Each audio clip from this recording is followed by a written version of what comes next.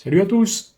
Aujourd'hui, on va voir ensemble comment créer en quelques minutes un dashboard complet Home Assistant grâce à l'intelligence artificielle. Alors, que ceux qui aiment bidouiller le code ne s'inquiètent pas, ils auront toujours le loisir de modifier, de réparer ou d'améliorer le rendu, puisque l'IA ne fait encore pas tout, et que les possibilités de Home Assistant sont toujours infinies. Le petit plus aujourd'hui, c'est qu'on va partir du matériel déjà connecté à notre Home Assistant. On va suivre un workflow très simple en deux grandes étapes. Premièrement, on va récupérer et organiser toutes les entités issues de nos appareils connectés. En deux, on va laisser l'IA trier toutes ces entités selon nos demandes pour générer un dashboard prêt à l'emploi, responsive, avec un design moderne. C'est parti, on y va. N'hésitez pas à parcourir ma petite collection de tableaux de bord. Il y en a un général tout d'abord qui trône dans mon salon, avec des cartes qui me sont le plus utiles au quotidien, et puis des dashboards plus spécialisés, comme celui consacré à la météo, ou aux lumières, à la sécurité, aux invités. Il y en a même un en 3D. Donc l'étape 1 va être très simple. On va récupérer les données de notre matériel connecté. Donc avant de rentrer dans le vif du sujet, voilà ce que l'IA m'a produit. Un super tableau de bord, c'est quand même magnifique. Je n'ai rien fait, c'est que l'IA qui l'a décidé selon mes souhaits quand même, hein, mes consignes. Hein. Mais je lui avais demandé du coloré, il m'a fait du coloré. Je lui avais demandé 4 colonnes, il m'a fait 4 colonnes. Je lui ai demandé des cartes conditionnelles. Si je me mets en édition, vous voyez qu'il m'a fait plein de cartes conditionnelles. Je précise encore une fois, moi j'aime pas partir sur un tableau de bord vide, ça me stresse. En fait, je me dis, voilà, il y a tellement de boulot à faire que là, je lui demande une base solide. Et cette base-là, après, je peux aller taper dans les codes sans problème.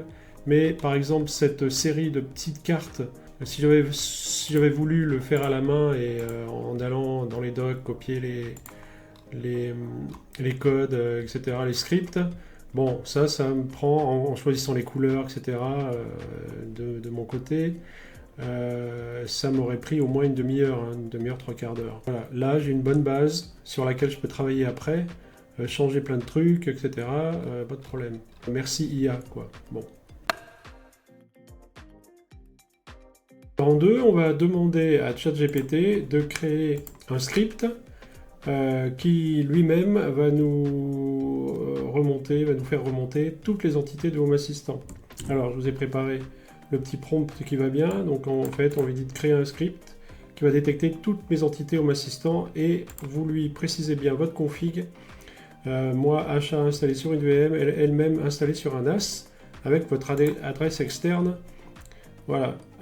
Alors, précisez aussi que vous êtes sur Windows ou Linux, hein, selon vos... Je suis sur Windows, donc il va me faire un script spécial Windows. Donc j'y vais en direct. Voilà, parfait. Donc voici un script qui liste toutes vos... Et il me dit ce qu'il y aura à faire. Donc créer un token d'accès à l'API de Home Assistant, à l'API de Home Assistant. Et voilà le script qui est là. Donc ce script-là, très simple, vous le copiez. Vous le collez ici dans un fichier note, hein, notepad, voilà. Donc là, je l'avais déjà fait.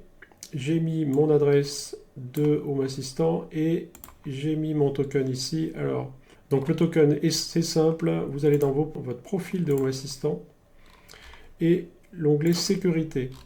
Tout en bas, vous avez la possibilité de créer un jeton de longue durée. Vous le créez, vous lui donnez un nom, d'abord HA2, OK. Il vous crée vous le copiez et directement vous allez dans votre notepad et vous le collez ici. Alors, moi, tous ces tokens là de test, là, je vais les virer après. Voilà, vous les enlevez. Alors, vous enregistrez bien le fichier et vous le nommez achat-bas entities. Donc là, vous avez votre script prêt à être exécuté pour récupérer toutes vos entités de Home Assistant. Vous revenez... Alors, installer Python, hein, c'est un petit exécutable sur Windows si vous n'avez pas Python. Donc ce fichier-là, il est bien là. Tout beau, tout chaud. Vous cliquez droit, vous faites ouvrir dans le terminal. Et là, Alors, ChatGPT vous le dira aussi, hein. Et voilà le code donc à copier pour qui vous génère toute la liste des entités Home Assistant. Donc vous revenez, OK, et voilà. Donc là il m'a généré, alors il y en a plus de 2000 parce qu'en fait il me génère vraiment des entités incroyables selon mes équipements, etc. Donc là il y en a beaucoup, des updates, des sensors, du device, du switch, des automatisations, voilà, tout ça c'est des entités. Donc j'en ai plus de 2000. Alors vous voyez le boulot à faire à la main, là il va pouvoir vous les trier correctement. Précision, une fois que j'ai tout ça, cette liste là, je vais pouvoir la soumettre à Claude. Parce que Claude c'est une IA spécialisée dans le code, donc elle va pouvoir me trier le code un peu mieux que ChatGPT, je pense. Une fois que tout ça a été généré, vous faites simplement un copier-coller du PowerShell à un bloc-notes, hein, toujours pareil. J'enregistre sous et j'appelle ça liste entité Home Assistant. Une fois dans Claude IA, vous soumettez le fichier créé à Claude, vous l'uploadez et vous lui dites « Fais le tri dans le fichier en ne gardant que la principale entité, les lumières, les rideaux, les capteurs, mouvement, distance, météo, enceinte multimédia. » Voilà. Vous mettez vraiment tout ce que vous voulez qui ressorte en entité principale et en matériel qui correspondent à vos matériels principaux. Et voilà, donc ce qu'il nous fait, c'est qu'il nous fait un joli, voilà, c'est un texte, une liste d'entités très courte, avec classé par lumière, rideau, capteur de mouvement, capteur de distance, météo et tout ce qui est enceinte multimédia. À partir de là, il va vous faire un super tableau de bord. Donc vous pouvez voir sur la gauche qu'il explique pourquoi il a trouvé combien de lumières et pourquoi il les a gardées, etc. Donc le fichier est maintenant beaucoup plus lisible avec seulement 49 entités principales au lieu des centaines d'origines, voire des milliers.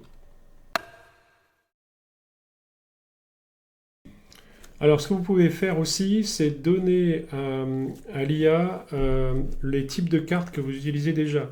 C'est-à-dire lui soumettre tout simplement votre fichier Lovelace et il va voir tous vos tableaux de bord déjà avec tous les noms des cartes. Donc ça c'est très pratique parce qu'il aura les entités et il aura déjà le type de carte que vous utilisez dans vos tableaux de bord.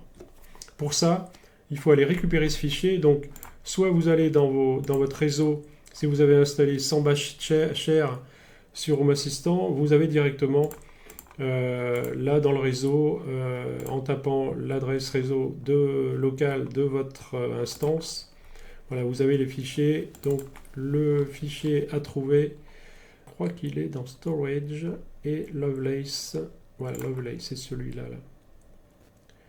Si je l'ouvre avec un bloc-notes, on va voir que c'est bien celui-là. Voilà, tableau de bord, je les reconnais, écran mural, etc. Donc tout ça, c'est le code de votre tableau de bord. Donc c'est un code tout simplement bloc-notes que vous pouvez aussi enregistrer et garder quelque part pour le soumettre ensuite à l'IA. Donc la deuxième façon de récupérer votre fichier Lovelace, c'est d'aller dans File Editor, qui est ici, et dans File Editor, vous allez dans Storage, et là vous allez trouver ici Lovelace, tac, les trois petits points, Download, et c'est téléchargé. Ce fichier-là, tout simplement, vous retournez sur cloud.ai, vous uploadez, vous lui téléchargez le fichier Lovelace et vous lui demandez à partir de la liste principale de mes entités qu'il a déjà eu avant et à partir de ces résultats-là, c'est-à-dire le fichier Lovelace, produit un code YAML Lovelace prêt à l'emploi pour créer un tableau de bord complet, mais organisé par famille d'entités. Alors, il faut bien être précis. Hein. Là, je n'ai pas été très précis, mais vous pourriez être bien plus précis en lui demandant la liste des cartes, si vous voulez, qu'est-ce que vous voulez dans la colonne 1, la colonne 2, la colonne 3, etc. Voilà. Moi, j'ai fait très général, c'est-à-dire format 4 colonnes, mais avec la dernière colonne dédiée aux automatisations avec des cartes conditionnelles qui n'apparaissent que lorsque l'état d'une entité change. Surtout pas de script externe, voilà, parce que l'IA a tendance à aller très loin dans la demande et à vous fournir des choses que vous ne voulez pas forcément. C'est ce qu'on appelle des prompts négatifs, c'est-à-dire ne pas faire ci, ne pas dire ça, etc., ou ne pas faire ça. Donc là, pas de script externe, tout doit tourner avec les cartes appropriées, un dashboard stylé, équilibré et coloré pour les couleurs, destiné à un écran mural format horizontal. Vous avez vu tout à l'heure, mes cartes étaient vraiment en format écran, quoi, nickel, quoi.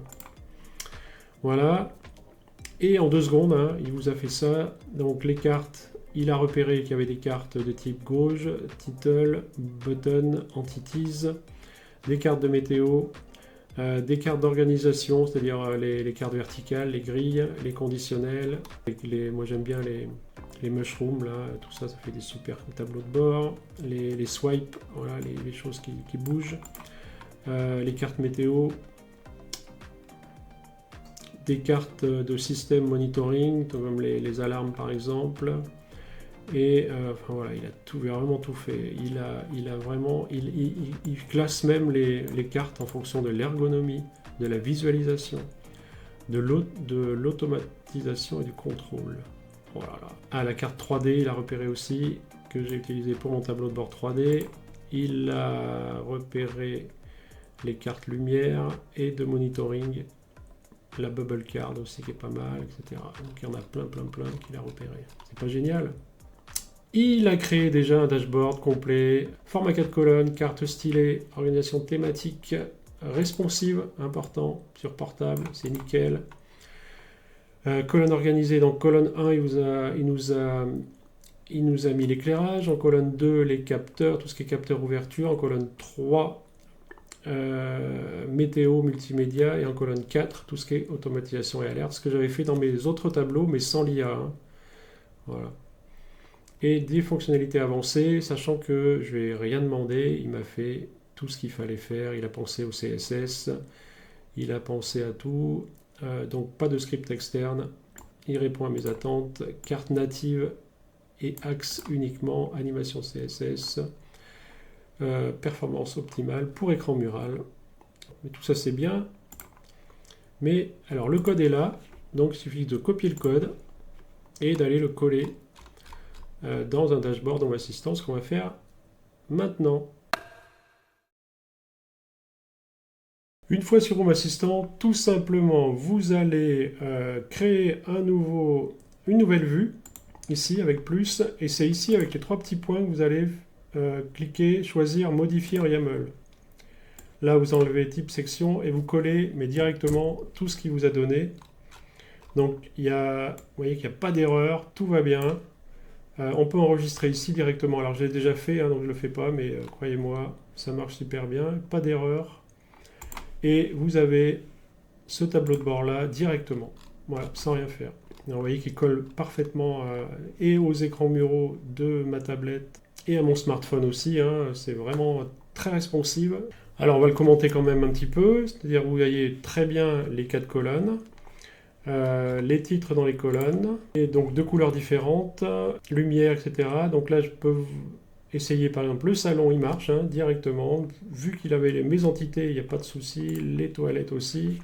Et tout ce qui est allumé s'active en automatisation ici. Hein. Ici aussi, il a fait des petits boutons, allumer, allumer. Chevet, allumer.